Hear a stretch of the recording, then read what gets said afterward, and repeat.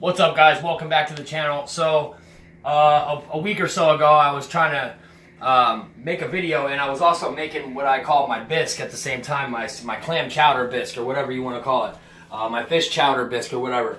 So basically the way you want to make this, guys, oh yeah, by the way, I'm not just an RC pilot. Also did some culinary art school back in my day, but this is actually a recipe that my wife found and that I've kind of perfected along the way. But anyways, guys, so basically what you're going to do is you're going to start with a little bit of butter in a pan, just like this. All right, it's about a half a cup to 3/4 of a cup of butter. And then you're going to add your flour in. And what you're going to do here is you're actually just trying to make a roux. Any of you guys that are in the cooking biz, you guys know what a roux is. Well, that's what we're trying to accomplish here. We're trying to make a roux. And this is going to get thick. Very, very thick. We're actually going to have to add some more butter to this, Kyle. Go ahead and grab that butter for me. It's right in the fridge.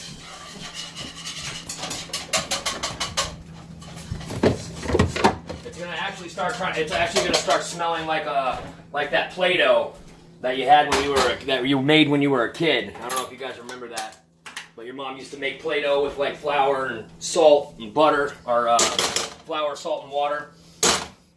So basically, yeah.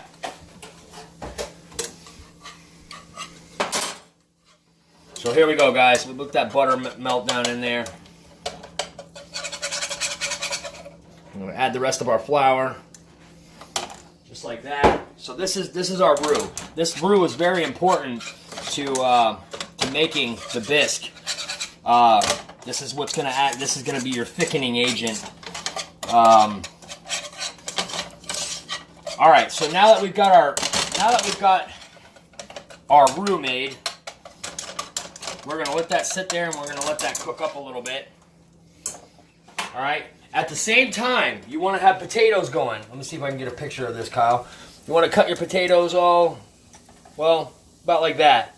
You know, little 1-inch cubes or whatever. At the same time, you want to take your fish and all your seafood and you want to boil it.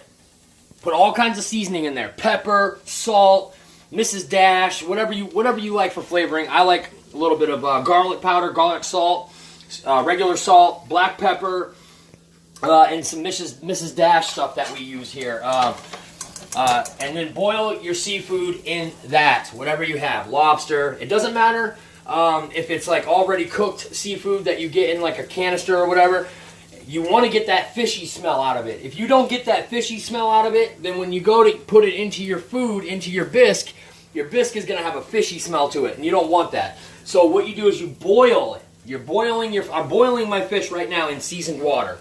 And that's very, very, very important to the task. So you're boiling your fish, you're boiling your potatoes, you've got your roux, which is basically just flour and butter, and you want it to look like that. See how chunky that is? Almost looks like scrambled eggs. That's the consistency you want it. Now, I'm going to come over here. Now we're going to start adding our milk. There is a lot of milk in this, you guys. Lots of milk in a chowder. So basically, we're going to go ahead. Go ahead, Kyle.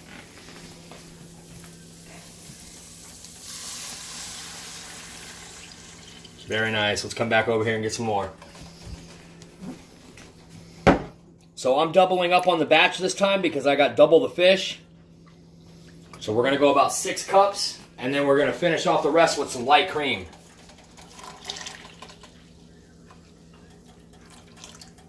Actually, we might have to go 8. Let's go. Come on.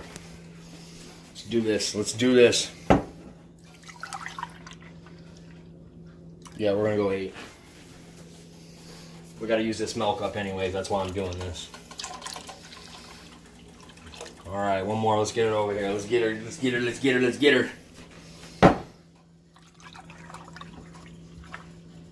All right, there you go. We'll put the rest of this milk back in the fridge. All right, now guys. So what we're gonna do is we're going to leave this alone. We're going to bring this to a boil. We're going to turn our flame up a little bit. We're going to put it on not quite high, but not quite, not high. So we want it about 8 if you have a number on your thing there. I'm going to keep mine on around 8. And what we're going to look for is we're going to look for this milk to heat up. We're going to warm this milk up. Like I said, you don't want it too high because you don't want the milk to burn at the bottom of the pan.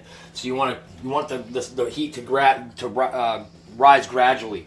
And what's going to happen is it's going to start melting those floury chunks of butter in there, and it's going to start thickening up. So we're going to bring this to a boil, and all these chunks right here, we'll start whisking those away here pretty soon.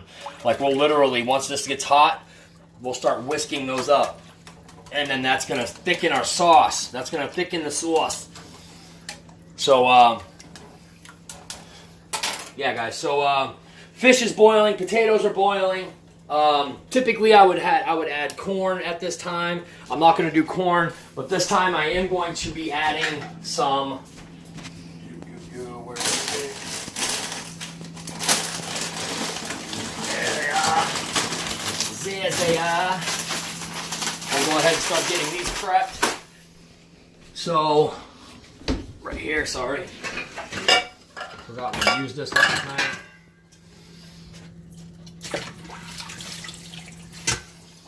Alright, so just like that, baby. Colossal shrimp. We're going to add some colossal shrimp in this time. And these are already cooked and boiled and pre-made already. So basically what we want to do is just thaw them out. These are not going to make these are not going to make the roux or the base get fishy tasting or fishy smelling, because it's already been cooked out of them. It's already been boiled out of them. So we're just going to thaw these out with some hot water. And basically what we want to do is just get all those tails off of them and then start putting these into manageable pieces. So, alright, still not quite ready yet. Still not quite ready yet, but we'll try our best.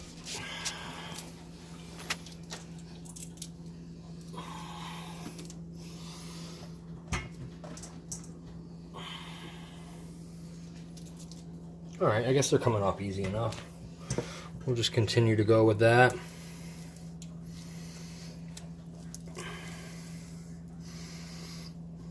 Alright. Just want to make sure that you get those shells off there, but you guys, you don't want none of those shells on there.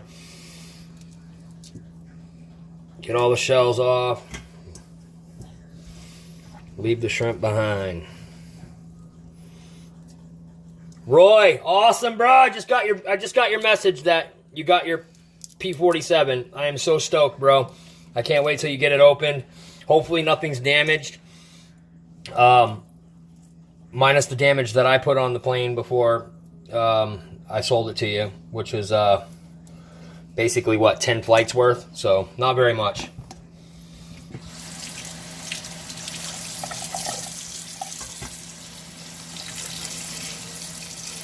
Oh my goodness, man. These colossal shrimp are something else. Last time I didn't use colossal shrimp. I'm using colossal shrimp this time because I'm going to cut them up into little pieces once they thaw out a little better.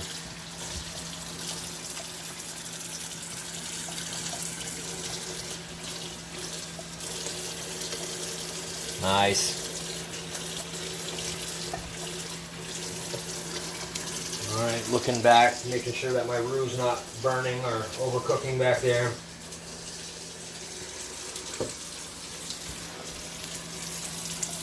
Boom. Alright. Now, just let those, rinse those off in the hot water.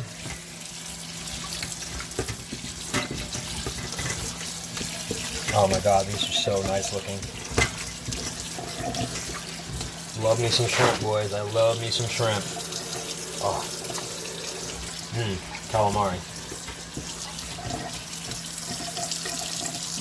Oh, so good. Alright,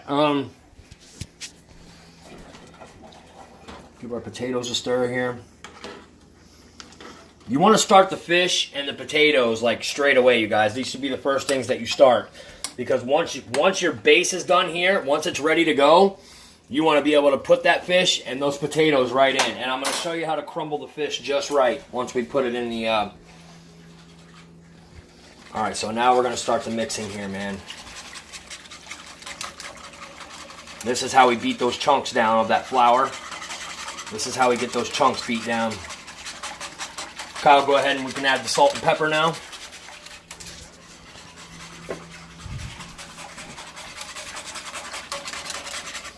Yep. Actually, we're going to do it like this because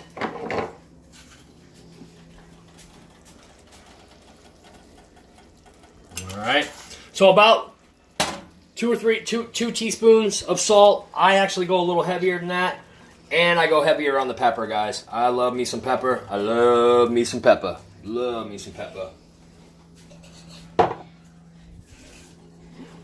Things aren't seasoned right. They just don't taste right, guys. You know that. All right, Kyle, go ahead. Yeah, spin that around. There's still probably some chunks in there, but those will actually start melting down and melting away on their own here pretty soon. Let me just see if there's any chunks that are getting pulled up. Yeah, very little ones. We got it beat down for the most part.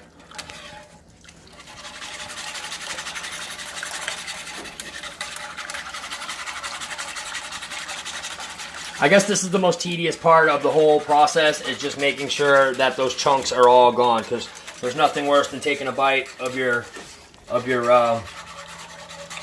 chowder and then you get a big chunk of floury, buttery goo in your mouth, and it's not very nice. So make sure you get that all beaten down nicely.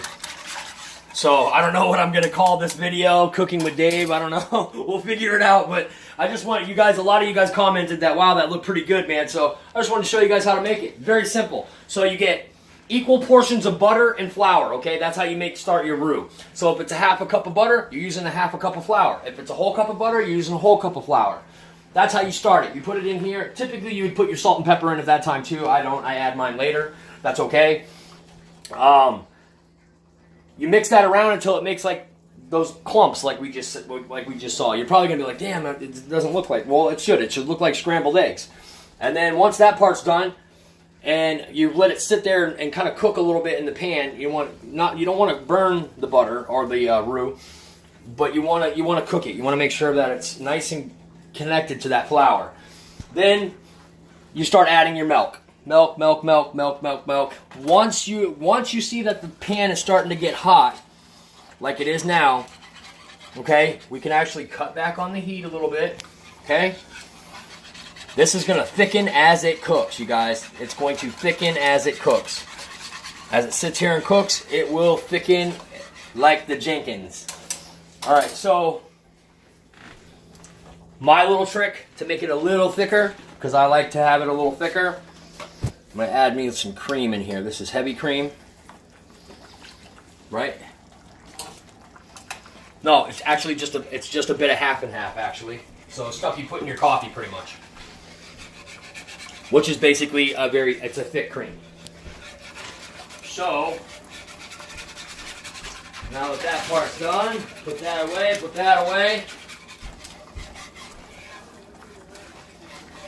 Kyle, you gonna keep stirring there? Yep. Good job, buddy. Try not to spill it, though. Now go the other way. See how you're spinning it this way? Now go back the other way. Yeah, that way you don't ever create tide pools that come flowing out of the pan real crazily. Potatoes are almost done. Fish is almost done. All right, guys, we're going to pause the video here, and we're going to come back when it's time to put the ingredients in to the bisque itself, or the chowder itself. Be right back, guys. Peace. All right, guys, so now we're going to start adding our shrimp.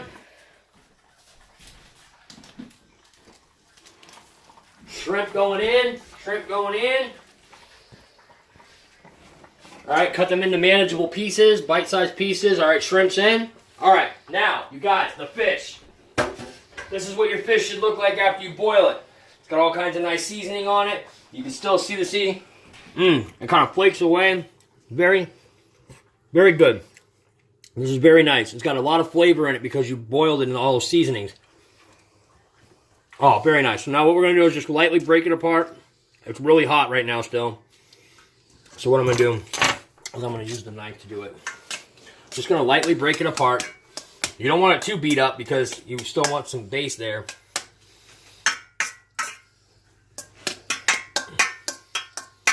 And what this is right here, guys, is this is just some haddock, whitefish haddock.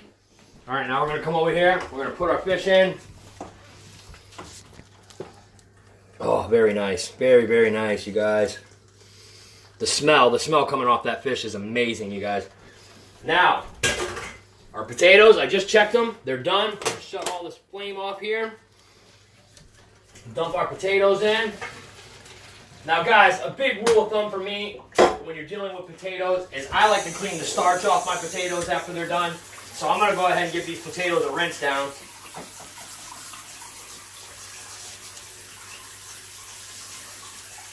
Very important to me when I cook my potatoes that I do this. It's just going to get all that unnecessary starch out of there. That's a big deal to me. I don't like starchy stuff. Like, it's already going to have a lot of potato in it, so that's plenty enough as it is. All right, Kyle, here we go. Let's start throwing these potatoes in. All right. Boy, that's just about overflowing. Now, basically, we're just going to go ahead and get it in here and stir it around like this, you guys. Oh, boy, yeah, that's going to overflow. So what I'm going to do here... No, not too much milk, just too much potatoes or something else. We filled it up so well that... But that's okay. It's done from here, you guys. This is it. Basically, you're just letting it sit here. No, I'm going to use a paper towel. Thank you, Kyle, though.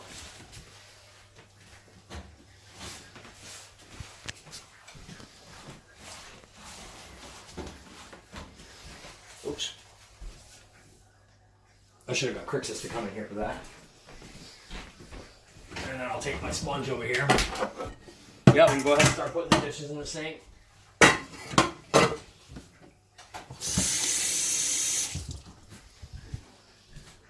And that's pretty much it, you guys. You just let that sit there and simmer for a little while.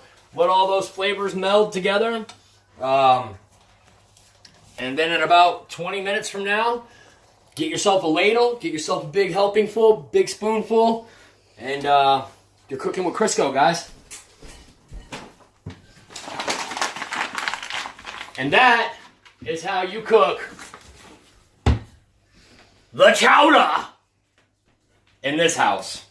I'm Dave, Dave's RC. Hope you guys liked the video. I'm out of here. Peace.